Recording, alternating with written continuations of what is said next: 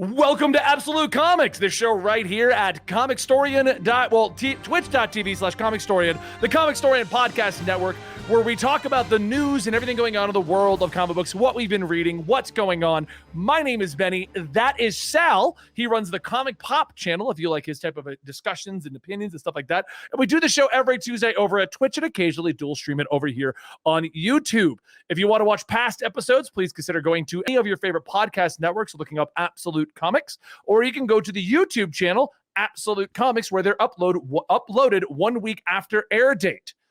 This show is sponsored by G Fuel, where you can use the code COMICS and get 10% off of your order at G Fuel. Right now they got Carnage and Venom. I got Carnage all over me when we had to film that review. I know you like the Carnage. Yeah, I like the Carnage. Because you know why, Sal? You know why? It's cherry. Well, and I want the let there be carnage. You must let there be carnage. Why wouldn't you?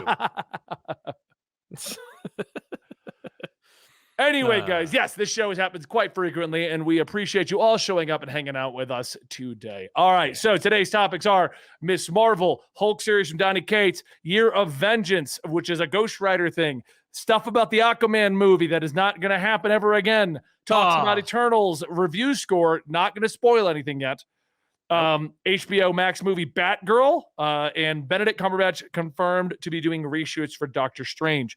Have you read any comic books you want to talk about? No, I bought a bunch, but I haven't read them today. I'm editing so much work this week, but I did buy. Here's what I bought: Task Force Z, DC Vampires, Batman: The Long Halloween Special, Batman Detective Comics. So, like, I'm primed and ready.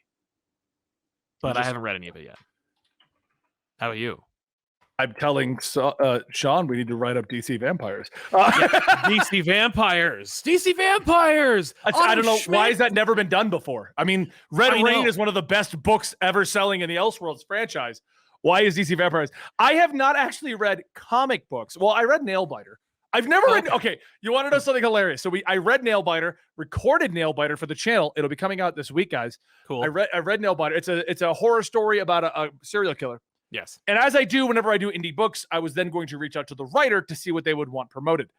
I didn't know Joshua Williamson wrote this. No, I'm sure he's like, knock yourself out. Who cares? That book's over. I don't know. I'm too busy. I'm neck deep in Batman right now. I don't worry about that. So I just found it hilarious because I was like, oh, okay. Oh, I know him. I could just call him. Yeah. It's like, yeah. But what I have read is manga. Am I allowed to talk about manga on our Absolute Comic Show? Why not? As I'm co-owner, right? I can do this. Yeah. Now it's Absolute Manga. So I read a manga. So we're doing Comicstorian, which is a channel we've relaunched recently, but it's been a lot of old videos getting re-uploaded. When the channel gets shut down and you've saved 800 videos, I mean, you kind of start re-uploading the old stuff. Yeah, you gotta. Yeah. So what we've been doing is looking for series to cover, and we're covering Solo Leveling. We're doing the Honkai Impact 3 manga. We're doing the Genshin manga. We're doing Chainsaw Man. Right. And I was like, well, we need some good clickbait. And what's good clickbait? TNA, Sal. Yes. TNA. Yes. So I started downloading a bunch of TNA-centric manga with the goal of finding ones that have story. Oh, so that I'm not going to get to volume. Right. So, well, no, legitimately, because TNA manga is great for one volume. Yeah. You know, you're like, cool, look at half naked girls. Yay. Right. Yeah. But by volume 5, not so much. And then you're like, oh, come on, give it up. High School of the Dead. And is that one of them? No. Well, we're doing High Rise Invasion. That is on that list. Okay. So, but I found one, and it's actually really cool. It's called Level 1 Demon Lord and One Room Hero. Okay. And the cover's got the second volume's got a girl's butt just on the cover. So that's why I was like, oh, this is gonna be a great thumbnail. Of course. But the story, I was actually shocked, and this is actually one Dan I think would really, really enjoy. So I hope he's listening up because we have it on Comixology. I think you had him at Butts. I'm gonna bring Dan in for just a moment on this. Did we have you at Butts or when I told you to look? A little bit of both. I would say a little bit of both. The story is, imagine your like Dragon Quest party having beat the Demon Lord at the end of the story and it's over. Oh, it's this one. Yeah. Okay, imagine that. But now it's 10 years later. The Demon Lord is resurrecting, and he decides that he's going to go find his old nemesis, Max, the guy that has defeated him. Okay? Right. Only to find out Max lives in a one-room apartment and is nothing but in the tabloids and doesn't do anything useful with his life. Mm-hmm. Your great enemy became a loser. Yeah. Yeah. So the Demon Lord decides he's going to move in and train Max to have a nice battle again. I see. So it's Hook. Is what you're saying. It's Hook, yeah. But it's cool because it's like all of my favorite RPGs, and like now we're meeting the rest of the party that was at the event. Yeah. And the Demon Lord's motives are getting a little weird on it now because I think the Demon Lord's got a crush on Max. So, because the Demon Lord is like clearly a guy at the beginning, but then turns into this really hot girl. Mm-hmm. Like to the point where Max is even like, I thought you were a guy. And the Demon Lord's just like, doesn't matter. And I'm just like, he's like, nope. You can change shape, does it? Yeah. So it's just a lot of fun. It's like a good comedy, but there seems to be like a nice underlying story. And that's what I've been reading recently. I read that one. I read more Chainsaw Man. And I've just been trying to find stuff from Comicstorian right now. So I've been doing a lot of that. Cool. Bye, Dad. You gonna read it? Yeah, I'll read it. Okay. Well, that's so fun. I do recommend it. I do actually. Okay, good. All right. Yeah. All right. Outside of that, I haven't read too many comics. I've got Thor 18 opened up and I got Batman the Imposter, but I saw Batman the Imposter not get good reviews. What's that? Did you Batman the Imposter? I don't think I didn't read it. I bought it and I haven't read it yet. Same here, but everywhere I see it, it's like, oh, it's garbage. I'm like, what garbage? is it about? Okay. All right. Yeah, I just haven't had time. I just got back from Baltimore Comic-Con. We had New York. I had a week off. Baltimore. I'm like, so I had no time to. Yeah, when I saw you there, I was like, what the hell? Yeah. Like, what are you doing? You're doing another con? I'm like, yeah, I like Baltimore. I'll take the 3.5 hour drive. Why not? Did you at least stay at a hotel or did you guys drive? No, we stayed at the Hyatt. It was very nice. Okay, cool. Yeah. So, all right, well, that's the stuff we've been reading recently. Exactly. One of the benefits of me not trying to like jump out with clickbait the moment the comics come out is I read them when I have time. I don't try to rush it out. Exactly, and that's always good for the comic book industry. So I think you're good. Yeah. So, all right, well, let's move on to our topics then. Yes. We got new promotional art for Marvel's Miss Marvel show depicts a big change to the character's power, excuse me, I just went to a pizza buffet. Replacing the iconic and biggin. Yep. With what appears to be a Green Lantern construct. This has been a leak for a little while that they're going to completely change her power set. Yes. So that it's not just Mr. Fantastic and Miss Marvel. I actually very strongly disagree with this. Yeah, I don't know anybody who's hyped for them changing Ms. Marvel's, like the fundamental thing that makes her a superhero, and just making something up. I don't know anybody who's like, yeah, I'm okay with that. I'm sure that people who don't care or know or read it. I like Miss Marvel the comic. I don't understand why why change the powers? I think it's because they know they're going to do Fantastic Four and they don't want people confused. So why not have a different superhero? Because Ms. Marvel, though, like we have to make Ms. Marvel. And the other thing is Mr. Fantastic's power / Ms. Marvel's embiggening power. It needs to look really good on screen. And if it's going to look really good, it's going to be very expensive. And it's a show as opposed to a movie. Like a movie, build into the budget. It's $200 million Ms. Marvel movie. I'm sure her embiggening powers might manifest or look better in the Marvels movie. Right. But, look at the shows they made. Falcon Winter Soldier. Yeah, there's a CG budget, but it's a CG budget for a guy flying. Like, it's just the same character going this way. Hawkeye, same deal. Wanda had a lot of CG, but it was all kind of like through the mask of the TV filters and magic. Like we have like nebulous red energy down pat.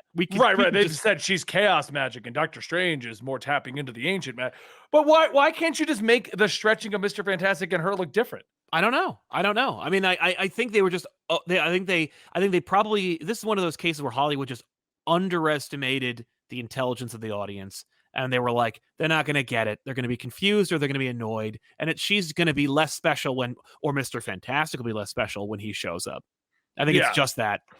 Nerd King 101 gave us a great super chat over here. I understand why people are upset at this case. I can see why Kamala shapeshifting into a blonde white woman and depicting it won't make her feel better. Being a relatable person of color who can struggle to fit in. I agree. I agree with them removing her turning into Miss Marvel. I agree with. I get why they don't want to do that, because in that case, I don't trust the audience not to get it. Yes, exactly. But I do think it's a very powerful moment, and I think it's necessary for the Ms. Marvel run. Like, I think that Kamala needs to be like, in order to be a superhero, I have to be blonde and white, and then learn, like, no, if I need to be I need to be myself. I think it's like, that's really cool. I think the problem with that is, though, in the comics, they can do it subtly and we get it. Right. But in the show, I got to feel like they're trying to, like, I honestly, I think the reason they're not doing that, they're keeping her in a Halloween costume and not turning into it, is because they just assume the audience is dumb. With the way Twitter and everyone freak out about things, they're like, look, they won't get it. Yeah. So let's not start a problem. Let's just have her be, but that doesn't change the embiggening not being a part of her power set. I don't understand the removal of the embiggening. Yeah. I honestly, I think it's just them being cautious about Mr. Fantastic. And I don't like it. I don't like her having some kind of like lame augmentation. Like, I'm not embiggening, I'm embiggening some aura or something. For my money, honestly, this is not the change that I was expecting. My change that I was expecting was that they weren't going to make her an Inhuman anymore. Do you think they're still going to do that? Because they've kind of wiped them out of existence. I don't think they're going to even talk about it. I think she's going to be like, I have powers. Oh, like, I don't think. What if she says the word mutant? Well, then probably about 25,000 heads will explode all at the same time. Because I honestly, if they were ever going to officially move her to be a mutant and not an Inhuman, because even the comics don't do Inhumans anymore. They're gone. Yeah. When was the last time Medusa and Black Bolt showed up? They died. That's what I'm saying. They like, killed them. Not them, this would be the time to, in the comics, reveal she's actually been a mutant this whole time. The whole time. And the show, she drops the word.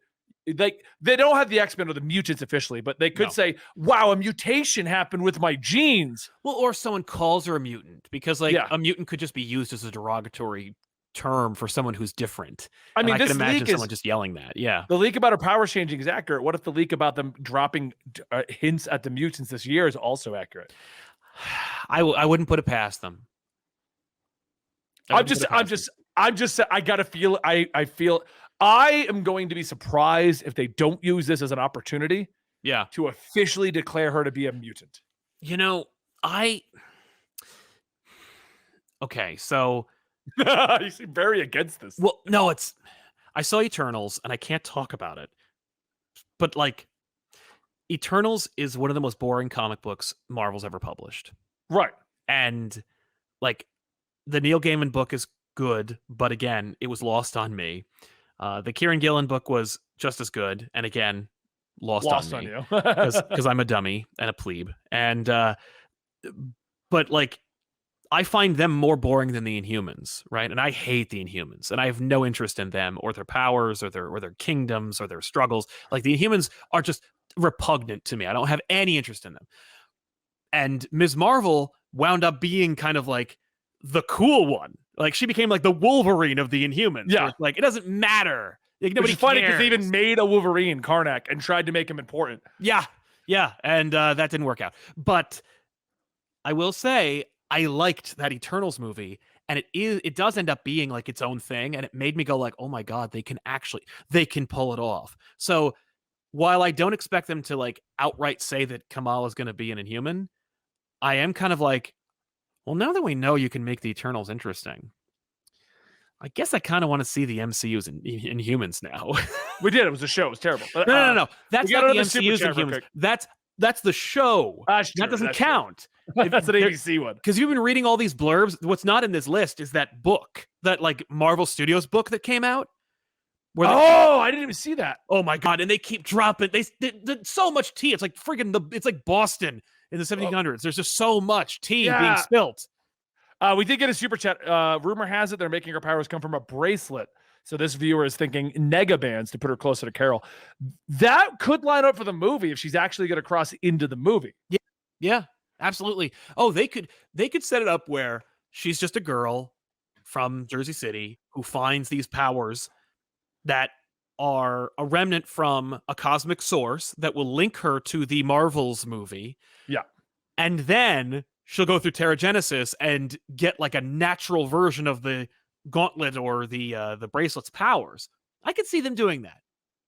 But I have no idea. It's literally just promo art, right? We haven't even seen anything. Yeah, well, it's lining up with a lot of the leaks that are coming out of her show. Yeah. It's gonna be real weird to see how they handle this whole thing. And I appreciate you not spoiling Eternals. I'm excited for Eternals. No, but this week I need to go see My Hero Academia, the movie. So yes. Is that in theaters or is that just apparently near us? So I got a weird time on a Friday morning that we're all going to go see it after lunch. Nice. Yeah, no, I will say just in regards to movies that are being exclusively released I saw it in New York City, and it's one of those things where it's like you needed to be vaccinated, you needed to wear a mask. There was a lot of precautions taken. Now, there was an ideal circumstance. I don't advocate going to a place if it makes you uncomfortable, if you don't feel safe. So yeah, I'm in that boat. Of how I feel about this movie, don't see it if you're like, I'm kind of on the fence because I don't want to put myself at risk. Like, just don't. It's a movie. It'll be there. It'll be there forever now because it's out. So don't worry about it. Like, you're fine. But it's pretty dope. And I saw it in IMAX, and like, oh my god, it looks really good. That made me go look for an IMAX. Dan, is there an IMAX near us? All right, that's Dan's opinion. A lot of AMCs now have like an IMAX screen, which is just a slightly larger screen than the one at the Dolby Theater. Which just go see the Dolby Theater because the Dolby has the better sound. Writer of the new Hulk series, Donny Cates, confirmed on Twitter that Hulk will have a significantly larger threat that is teased in early issues, much like King in Black in his Venom run and Thanos in his current Thor run. So, is Donny Cates a one-hit wonder? Yeah, apparently a one-trick pony. Because that's like, I like what he's done. I'm the guy who likes big fight sequences and over-the-top stuff. Funny story, Sal was there. I made an ass of myself to Donny Cates at the party that we got to go to at New York Comic-Con. I don't know if I told the story last time. I think I did. Not. You did not.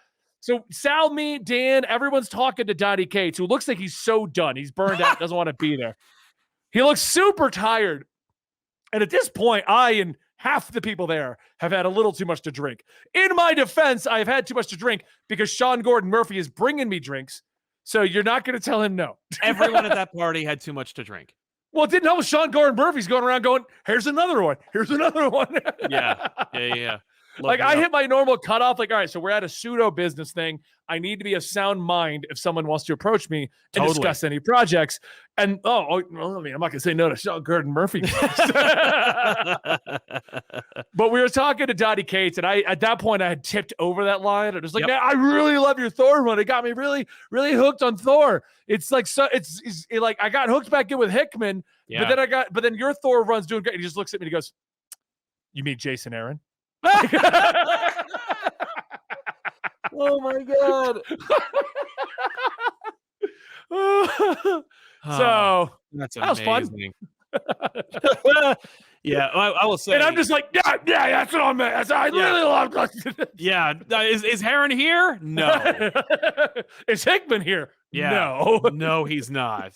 No. But just the way he did it, just like straight-faced, tired as all hell, looking like he's mad at the world. And I mean, it's at this point, it's like 11:30 at night. We were supposed to be thrown out. This was late. I don't even like give him shit for being tired. No, it's just like, do you mean Jason Aaron? Like so offended. He's not engaged. He's like, I don't know. And you're telling me you like my Thor run. It's amazing. I love it. I missed that. I was there when he was talking. You were about like killing. right there, but we all had so much going on. He was. Let me tell you something. I was there when he told his "I killed Lee Price" story, and I was like, oh my god, this is amazing. Like, this dude has 0 F's to give. How fun. Anyway, yes, that was a hell of a day. But so anyway, he has teased. So I do like Donny Cates' crossover. I liked King in Black. I love what he did with Venom. I am a fan of his Thor run. Yep. But are we just doing it again with Hulk? I got to tell you, there's nothing about this Hulk run that excites me at all. From the look right on down to the premise that there's another big evil threat. Like, I don't know. After all the stuff with Al Ewing and the Green Door and all this stuff, like, I feel like, where are you going to go from here? And it's just I don't know. There's nothing. Al Ewing's Hulk run has been incredible, Sal. It's been incredible. Right.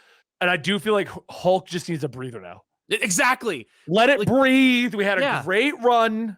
Right? Like, maybe a retread, like send him back to Sakaar, or maybe like do a couple of things where it's like General Ross is back and he's in the desert. You know, something kind of like return to form. Like, you just shook up the universe with the Hulk, and And then now we're gonna do another huge evil Null-esque threat. And I don't know. I mean, the fact is the industry doesn't have room for brevity or time. Like, you can't just be like, I'll get to that in a year. Like, no. Literally no one working today who has any name cachet thinks to themselves, I'm going to take a good 3 to 6 months to really build this up. They're like, nope, got to shoot my shot now. And it's got to be the biggest shot. It's kind of what Donny Cates has been doing, though. He basically lets you know at the beginning what to expect. Yes. Like with Thanos and with Null, and then takes his time to get there. Right. Instead of trying to get there and we're trying to figure out what it is midway. Yeah. So maybe that's what's going to happen with the Hulk. It's going to get us super hyped up, and then he can really tell a full story. Because I do feel like that's what made Venom good. At the beginning, we open up with the first arc that reveals Null is a big bad, and Null will be arriving. Yeah. And then we go on this whole journey with Eddie Brock. Yep. And then we get to Null. Like, well, yeah, and even the Eddie stuff is really intimate and kind of like low stakes. Like, it's just dude connecting with his son. Yeah. That's all you need. Oh, also like sometime. New son. But like, you know, yeah, but Absolute Carnage is basically just King in Black 1.0. Like, you could literally read Absolute Carnage and then King in Black back to back and miss nothing. No, you're right. I mean, that's kind of how it was set up, though. Right. Like, I mean, when they got to the end of Absolute Carnage, and they're like, all right, you either save your son, which will free Null, or you stop Null and kill your son. I'm like, yeah, okay. I wonder what he's going to pick. Yeah, you've been setting up Null for this long for Eddie to abandon his son. Yeah, I can see that happening. You better eat this delicious cake, and you might win a free TV if you finish it, or you could eat this poop sandwich. Like, what is he going to pick? I don't know. Whatever. I don't know. The Hulk thing, there's nothing about this Hulk run that I'm like, yeah! And because Donny Cates wrote Doctor Strange, we know that he can fail because his Doctor Strange run is a big old goose egg. Like, there's nothing good about it. I've not read it because I'm not normally a Doctor Strange guy. Like, I tried. Right. The only time I got into it, I don't remember what it was the Death of Magic storyline. That was really good. You mean Jason Aaron, Benny? No, I didn't say Donny Cates. I said the only time I read Doctor Strange. No, I know. I'm saying that was Jason Aaron. I'm a fan of Jason Aaron. What can Apparently, I tell you? You're a big Jason Aaron fan. No, honestly, like, it was just, if you're not a big Doctor Strange fan and you're thinking about getting into him, reading Donny Cates' run is not going to make you a fan. Gotcha. Okay. Well, let's go to the next topic. Yeah. Because apparently Marvel has remembered that they have a character with a flaming skull head. They have like 12 because thank you, Ryan Stegman, for drawing a dope image of all of them. 2022 is the year of vengeance, marking 50 years since Ghost Rider was introduced into the Marvel Universe. Not much is known about the project, but with many Ghost Riders existing in the Marvel Universe, I'm sure it's going to be big. I love this because if we're going to rag on Jason Aaron some more, he did a huge Ghost Rider story in his Avengers run. Yes. And nobody cares. Well, he did one that removed Robbie Reyes as a spirit of vengeance. Right. Because he's not. And no one has acknowledged it since. Yeah. No, of course not. Well, look at his... I hate Jason Aaron's Avengers run. I like Jason Aaron's Avengers. There you go. I ain't what I want. I will say this. What I like about Jason Aaron's Avengers run is probably what not a lot of people do like about it. It's so separate. I'm treating it as its own thing. It might as well be like another universe because no one's acknowledging it. They just referenced the Phoenix finally because they got the Phoenix book coming out. Yes. So they have to, they literally can't not. But I listen, Ghost Rider is barely a character. He's an awesome tattoo. I love the image of Ghost Rider. You can pick your favorite. Danny, Johnny, Robbie, Vengeance, whatever. They're all the same image. It's a dude with a head on fire, riding a motorcycle, or a muscle car.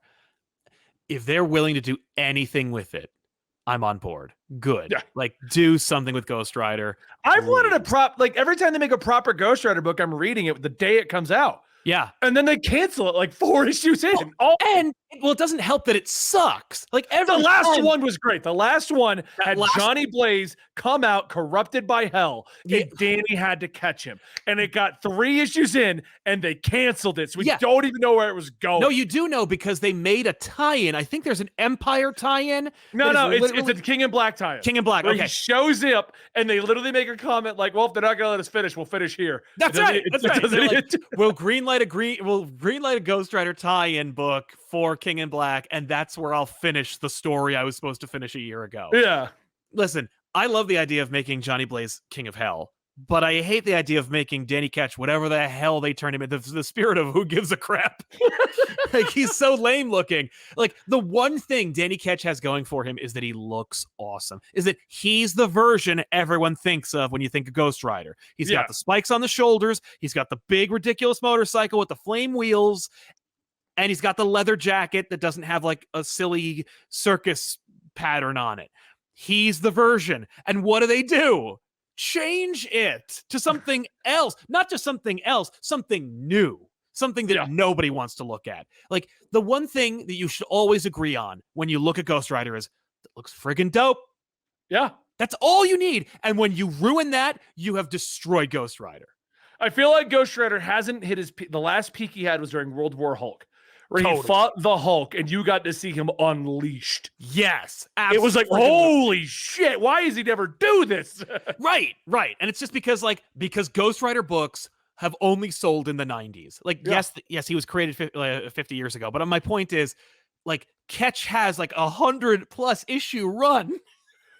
And like, for no reason, because they're horrible. Yeah. All Danny Ketch does his entire run is be defeated and leave. That's his whole run. Is just, I lose, I run away, I come back, maybe I do the penance stare, and then I lose again. Like, well, the problem is with Ghost Rider is his power levels are insane. Right. But they try to make him operate on like a street level. Yeah. Well, because he's literally a street riding character. Like, his bike can go on the road. So they're like, oh, he's street level. It's like, no, he could go like any Ghost Rider could ride into whatever country or area he wants. Like, oh, there's a dictator and they're gonna fire nuclear weapons. Well, if Ghost Rider rides his bike into their compound and then gives them the penance stare and the conflict is over. Oh, Galactus is coming. There's literally a cartoon that depicts Galactus being defeated by the penance stare. It is one of the coolest, raddest Ghost Rider moments, and it was invented in a bad cartoon 30 years ago. Like, he could beat anybody if he was properly motivated or used properly. Right. But you like when he fights the Hulk. Yeah, where he just literally unleashes everything. He could break the world in half.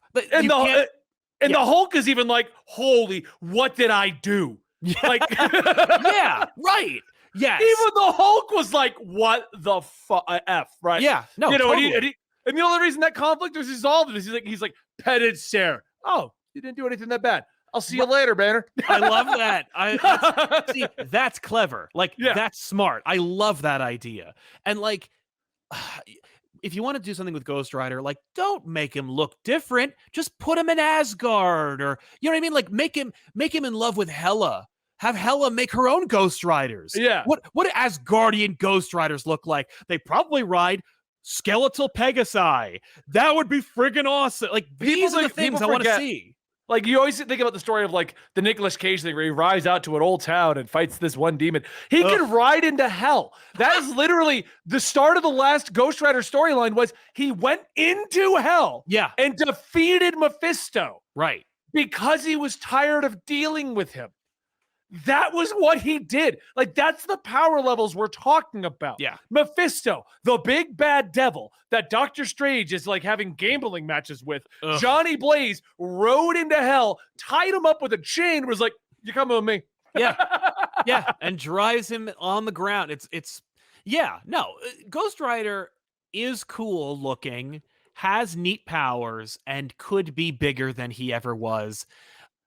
But this is Marvel's problem all over. Because, like, is it rad to see Ryan Stegman draw all the Ghost Riders at once? Totally. Do I want to see a friggin' book with all the Ghost Riders reminding you how not special they are? No. Do something dope and unexpected with Ghost Rider. That's it. And I promise you, people will read it. There's a Moon Knight book. People are buying it. And not just because Oscar Isaac is Moon Knight. Like, it's because it's new.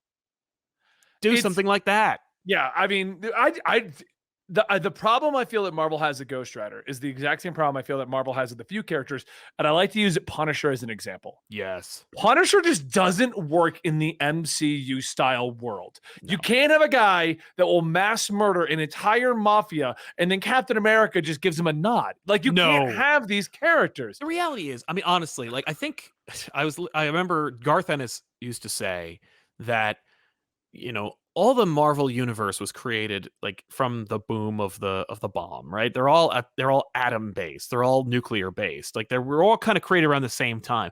Punisher was created from Charles Bronson TV serials. Like, the Frank Castle is an invention of crappy, bad, schlocky, action oriented, bad, like, TV and movies. That is not a universe. That's Death Wish. Like, that's its own thing. Punisher. That's why Punisher Max is the most successful Punisher thing ever, because he's over there, he's alone. Iron Man won't show up and hit him in the head. And I don't don't ask me why. There's a moment in Born Again for Daredevil where Daredevil is doing some dope Punisher-esque stuff, and then the Avengers show up, and it's one of the most amazing sequences in a Daredevil comic of all time. And it can only work because he's part of the universe. I don't know why that moment isn't really present in Punisher, but it is. And Ghost Rider, similar situation. Every time Ghost Rider shows up in his own book, you're like, sweet. Every time Ghost Rider shows up in a Marvel Comics event, everyone else goes, oh God, this guy. Well, and the worst part is they have to nerf him. Because they don't want Ghost Rider to like ride in the middle of King in Black. Like, he literally was there and they didn't have him even go up against Null. No. Like, the King of the Void, the darkness, and Ghost Rider's like, they got that. Right. like, dude, you could decimate the Hulk. Why are you not even over there? Exactly. There's a baller moment between Thor and Null. And you have to have Venom beat Null. So you can't just like have in your big Venom event, Thor beat Null. But you still have Thor retain his dignity and show how awesome and powerful he is. Just throw in Stegman would have been happy to get 4 more pages where Ghost Rider shows up and opens his mouth and flaming chains blast out of his head and encircle Null. And Null's like, who's this dude? You know, like, oh, I found out that like fire doesn't hurt your symbiotes, but what about hellfire? And then Null like hits him with the Necro Sword. Who cares how he beats him? It's all made up. It's an action figure commercial. So who cares? He pulls no lid and he penance tears him. And in standard Ghost Rider fashion, he goes, that doesn't work on me. And he kicks him away. Naturally, yeah. Or he's like, yeah, I did all that. I don't feel bad for you. Isn't that what happened when he tried to penance stare Carnage? I'll bet. I don't remember. He penance stared someone. I don't remember who he was. And the response was, am I supposed to feel bad? It was probably Thanos. It was somebody. He did that to somebody, and that was their response. And that's why it didn't have any effect, because he had no remorse. That's so cool. Like that. I feel like Null would do that. I feel like Thanos would do that too. Yes. It's too bad. But like, hey, listen, they're doing this with Ghost Rider. He's celebrating an anniversary. Right, it was Thanos. There you go. He's gonna look cool. That's all I can ask. Just make Ghost Rider look cool. Like, remember the biggest thing for Ghost Rider anytime recently was Jason Aaron again. Avengers 10 million BC. He's riding a mastodon. People were like, the Jason Aaron run with Robbie Ray is his little arc there. That was cool. Yeah, where he had to go race Johnny, and this is before Johnny got out of hell, so you started to see Johnny was having problems. Oh, sure. Like, that was a lot of fun. Okay, but yeah, when I read the Avengers, I'm not looking for Ghost Rider. No, and I do agree with you on that. I like reading the Avengers because it does just feel like it's separate from everything. Totally. But the problem I have with it is I know it's not. It's supposed to be in continuity. Just like when She-Hulk showed up in Immortal Hulk, and it's like, she's on that team, right? And she's Savage She-Hulk. Got it. Like, right. We got to do that now. Yeah. Yeah. At least, hey, and this is just like a really quick side tangent, but like they are going to finally fix She-Hulk again, which is like, all right, cool. Good. Get that out of here. Let's move on. Let's make. We have let's a make we have a Jen feel comment here. better. I want to comment on real fast. Yeah. More videos like this, please. We do this every Tuesday and every Thursday at the Comicstorian Podcast Network. But there's an entire channel called Absolutely Marvel and DC where I get together with Sal, Dylan, and Dan, and we talk about all the shows and everything going on. So if you like this kind of discussion, we've been doing it for a while. So we've gotten good at just back and forth. At least I think we have. True. I think you're gonna dig it. Yeah, check it out. All right, next up is James Wan has confirmed that the canceled Trench spinoff movie was going to be secretly a Black Manta movie. You know, maybe he probably should have said that.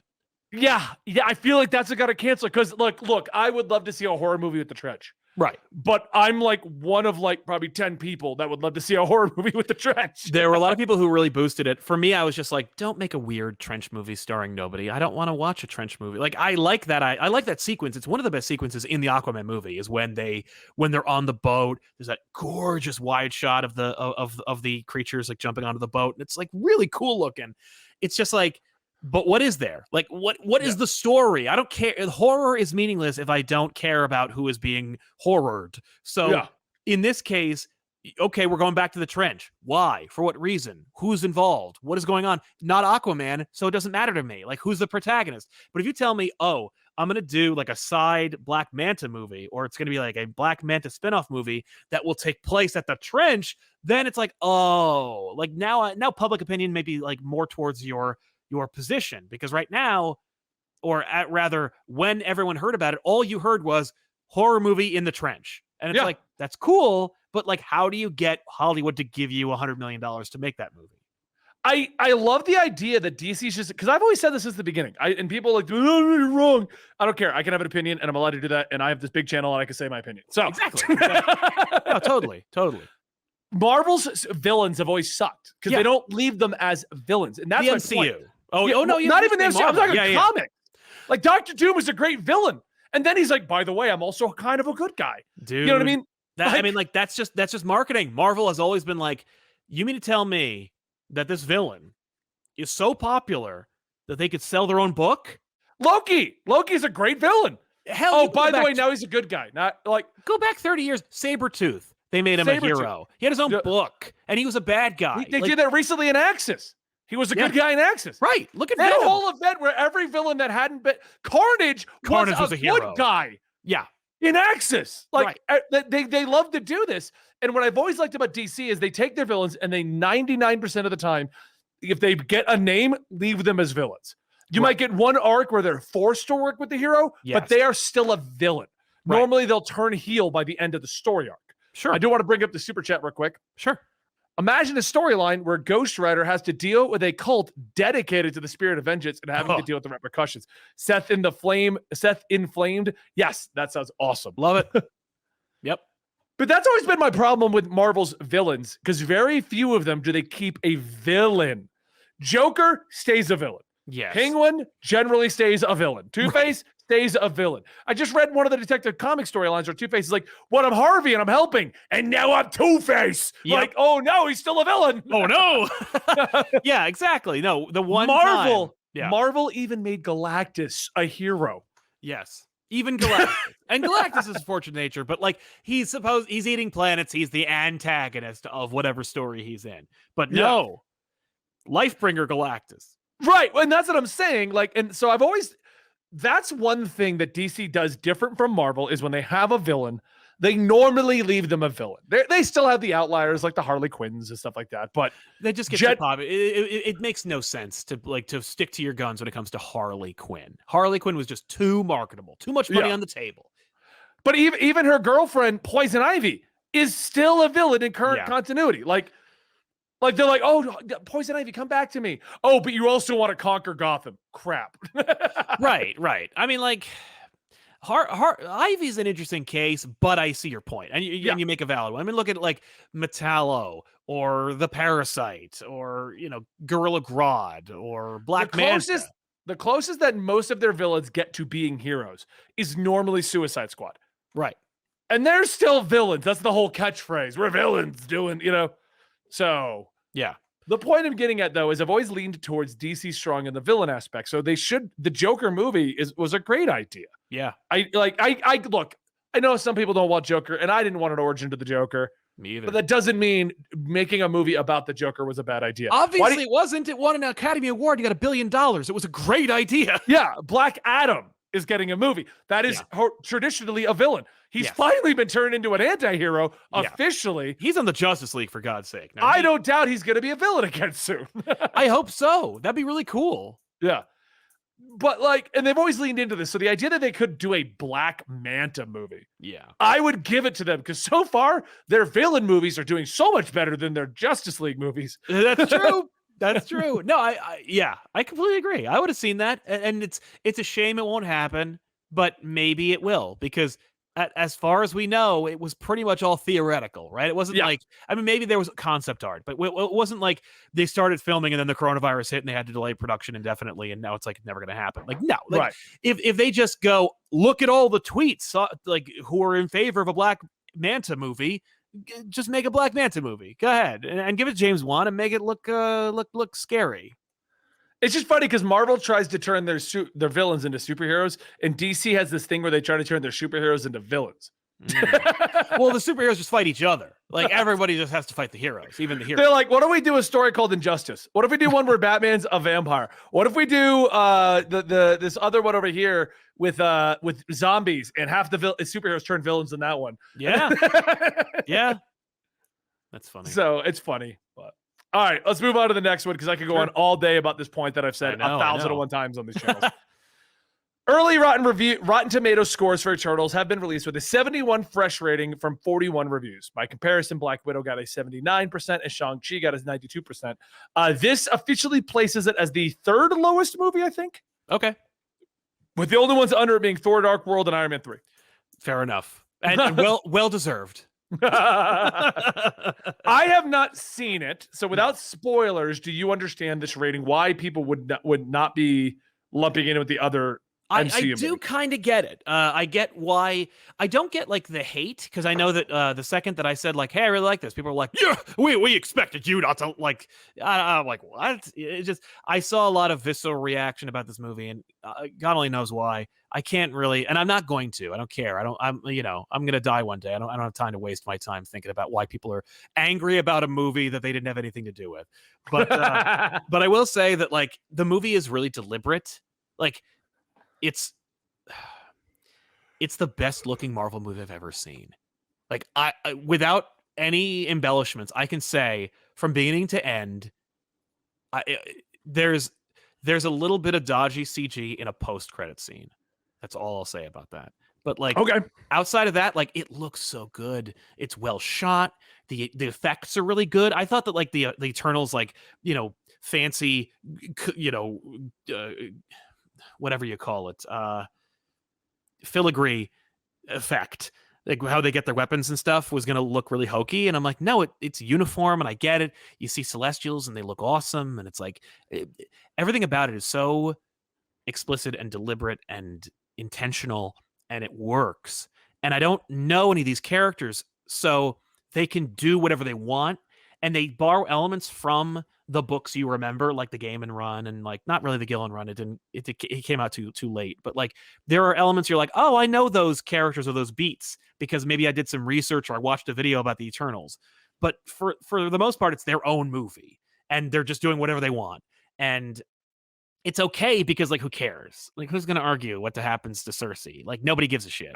So whatever. But I thought it was just like well made, and it took its time, and it wasn't trying to be anything else. It was just being this thing that we saw.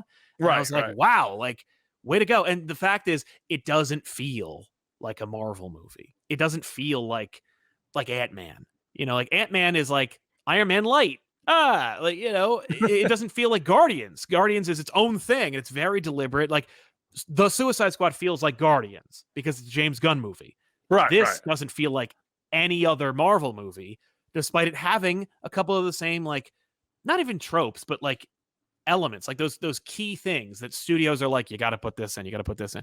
Like, Zhao did such a good job of like integrating it. Like, here's one thing that Marvel does where it's like, you'll notice every time when you hear about it, which is all their action sequences are made by the effects department. And like, so most directors don't even get to make those scenes. They're just like, oh, like, I shoot all the scenes with humans, and then like the effects department like slaps in all the action sequences. It's never more apparent than it is in the Black Widow movie. The Black Widow movie is fraught with issues, and it looks ugly compared. But like this looked really good. Like the action sequences looked like it was directed by the director. It looked like people were in them. They told their own story. I can't say enough good things about it. I was just like, wow. But like I get why it's like the third lowest rated Marvel movie, because it don't feel like a Marvel movie. I can see that. If you're like, like I like Marvel now. I just like to see the characters that I know come on the screen and make the quips and show me the action. I could see them being like, that was not what I wanted to see. They know. And it wasn't even like it was philosophically divergent from the Marvel formula. It wasn't like it was like, we're all gonna die and nothing matters. Like it's it's optimistic in its own way, but it's it's deliberate. And I think because it feels like its own thing that is just technically in the Marvel universe. It's like, it's by definition it's going to diverge from the cookie cutter review formula, because it's like it's going to appeal to some and not others. Like our colleague Jason Inman, he's like, I feel like we saw two totally different movies. Like I didn't like that movie at all. And I'm like, then I guess it's a real movie then, because like you hate it and I love it. Like everyone can go like, what who didn't like Iron Man? You know what I mean? Like, right. If you didn't like Iron Man, then you must not like chocolate, but everyone else is just like, I mean, there's something to love about Iron Man, but like not everybody likes Blade Runner. Yeah. You know what I mean? And it's like, because it's a very distinct movie, and Eternals ends up being like the most distinct and deliberate Marvel movie I've ever seen. And I'm like, wow. So it's like, yeah. And I don't like that. And I'm like, right on. But that's why. I think that's why it has like the lower rate. And by the way, you'll notice it's like 71. It's not like 40. Yeah, I like everyone's freaking out. And I'm like, 71's still good for I watch a lot of horror movies, and that's in the 20s range. Right? Man. Like, did you see Malignant? Do you know how those reviews were? Like, it was like 80 to 40 or 80 to 20. Like, come on. Yeah. So, yeah. All right. Well, like, let's move on to the next one, because it's hard. I'm finding you're having a hard time explaining it without spoiling it. That's just kind of like, no. Well, I hopefully I didn't give anything away. No, you didn't. But that's what I mean. Like, it's hard for you to go into. No, I can't get into the details. I don't want to spoil anything for you. I will say, watch both post-credit scenes. You'll be glad you did. Okay. HBO Max movie Batgirl, which, by the way, I'm still shocked we're getting. I can't believe they're doing this. Has got its latest cast member in the form of Brendan Fraser as Firefly. This kills me only because it means that, like, I guess the Batgirl movie won't be taking place in the Doom Patrol universe. Why not? Because Brendan Fraser plays Robot Man. That's why not. But it's not like he does in person. Like, yes, he does. Well, there's sequences where he you see. Right, but Firefly can just be in a mask the whole time. That's true. Yeah, but you're hiring Brendan Fraser. You want to see that beautiful mummy face. I'm just more in shock we're getting Batgirl. Dude. And now the villain is Firefly? This is like one of those. You know what this is? This is the Morbius movie for me, where I'm like, they're never going to make that Morbius movie. And then, like, they're like, we shot it. And I'm like, there's no way. There's no way. Coming out? It should come out at the end of January, which is a great time for movies. It shows the studios a lot of faith in it. Yeah, January 28th. I feel like they're just like, look, we paid for Jared Leto. It's got to go somewhere. Yep. But no, Batgirl movie. I mean, good idea to put it on HBO Max as opposed to being like, we're putting this out in theaters. Good luck, Batgirl. Like Batgirl before Robin. But but still, like, okay. Well, I mean, we got a whole TV show that's about Robin. Yeah, it's called Titans. You should check it out. I would argue that, like, the reason why they picked Firefly is because they couldn't remember that Killer Moth was her first villain. And they were like, I think it's a bug. What's the Batman villain with the bug? And some nerd in the intern office was like, Firefly. And they're like, done. And it's like, oh, it was Killer Moth. Killer Moth? What are his powers? Well, he kills people, and he's got this kind of like purple suit, or it's green and orange. Shut up. Firefly, what does he do? He sets fires. We can do that. I know what that means. I understand that. Done. Who cares? I sound like you were just doing a pitch meeting on the YouTube channel. They do those pitch meetings on Screen Rant. Oh, yeah. Was that going to be really hard for him to do? No, it's going to be super easy. Barely an inconvenience. yeah. I can tell you watched them, Sal. I love that show. That guy is amazing. Love your full story videos, Benny and company. Batman White Knight was my favorite video. Glad you're all still around doing this kind of stuff. We will be till they fire us. Yay. Thank you so much. I really do appreciate that super chat, though. Yeah. All right, last topic of the day. Benedict Cumberbatch. I want to put it out here real quick. Dan writes these notes, and he wrote Cumberpatch. Benedict Cabbage Patch. Benedict Cabbage Patch has confirmed that Doctor Strange Multiverse of Madness will be reshooting some scenes in November, December with planned release in May. This raises concerns about the multiverse saga as Spider-Man No Way Home is also doing some reshooting. Hopefully it'll all turn out well, and I won't add more delays in upcoming Absolute Comics news topics. Thank you. And I read that earlier, and I know Dan, he likes to put little funny notes, and I know he was hoping I was going to read that topic. Yeah. Are you happy, Dan? I am. All right.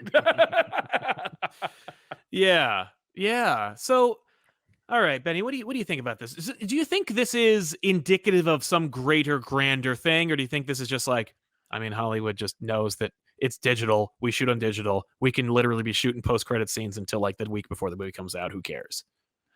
I don't think it actually means very much at all, in all honesty. I think because there's no way that they've now rewritten scenes in both these movies. No. Because what has happened that would require them to?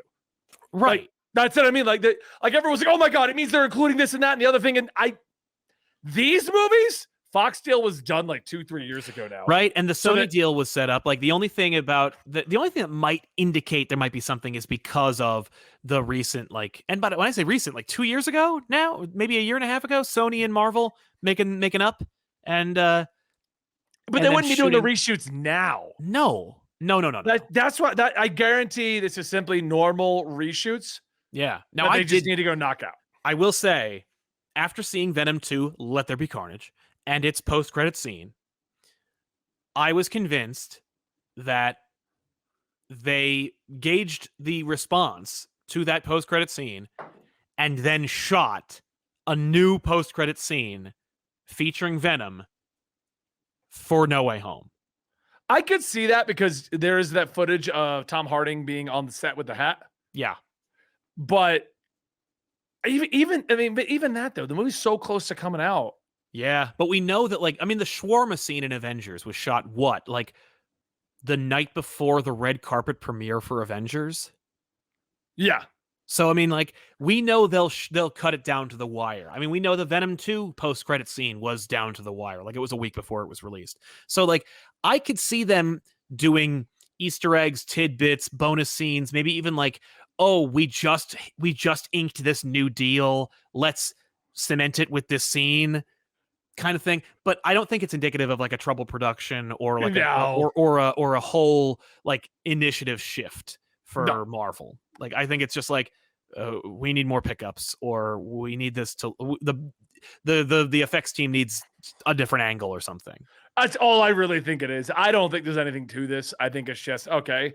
Because you always hear about reshoots all the time. You know, and like every time, because like pundits like us love to go like, oh, there's reshoots. You know what that means? And then like the movie comes out and then suddenly nobody's talking about those reshoots because it didn't do anything. Yeah, they literally just reshot a scene.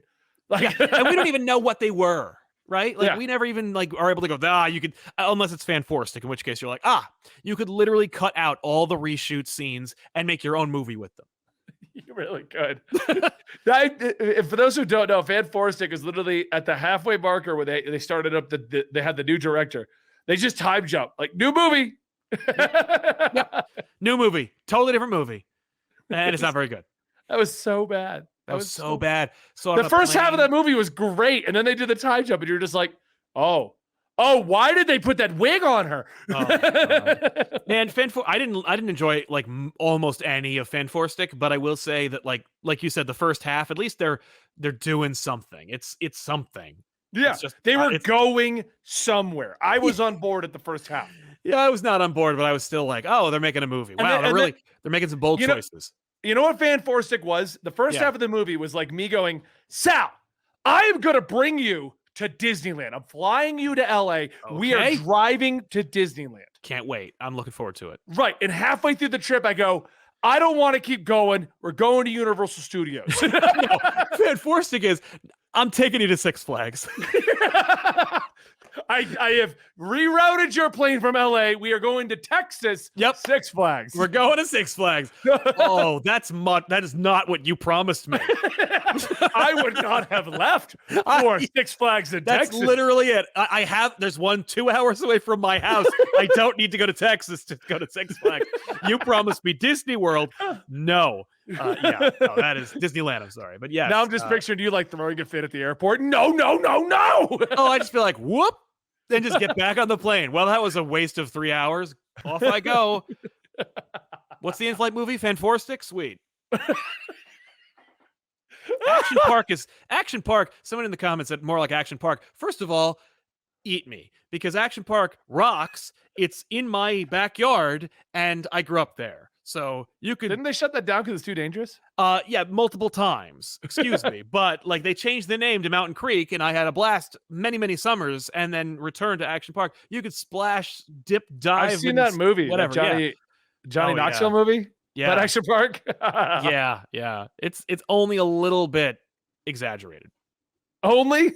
Yeah, only a little bit, but still. Anyway, guys, I hope you enjoyed today's episode of Absolute Comics, a podcast show that Sal and I bring every Tuesday at twitch.tv/Comicstorian, and we occasionally dual stream it over here. Maybe we'll do it more often. I'm kind of digging having so many more viewers over here. I kind of like having a larger audience for the show. Yeah, we have a much larger audience over here, Sal. I don't know what's going on. I don't know. Might have something to do with the 2 million subscribers you have.